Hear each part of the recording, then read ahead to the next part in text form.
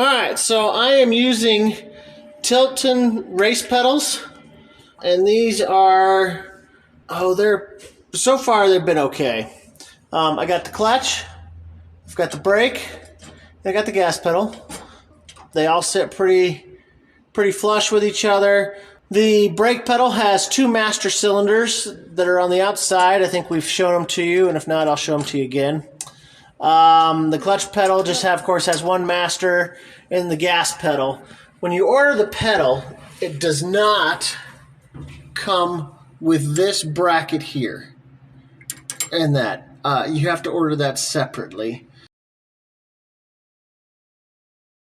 So if you're ordering it, make sure you get that. I will say this, that I am disappointed with this setup. I'm just not... I haven't gotten it working just right, and I need a better throttle cable. Mine's just a little too short, so I'll have to have one made. But I don't really like, I don't know, the clevis that you need and just how this is supposed to work. Again, once I get it all dialed in and get the throttle cable correct, it might change, but they don't show anything on any of their sites, on any YouTube videos. They do not show this being installed and working on a hanging type pedal. I have searched and searched. If you happen to see somebody who's got a good one, send them our way, or tell me about their video so I can go look them up. But there will be more on this pedal in the near future.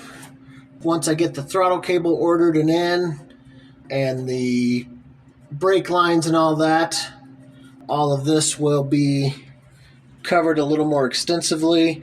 But anyways, just showing you, I guess, a little bit. We still have a whole bunch more wiring in the cab to do, and we haven't even started for the lights or anything like that.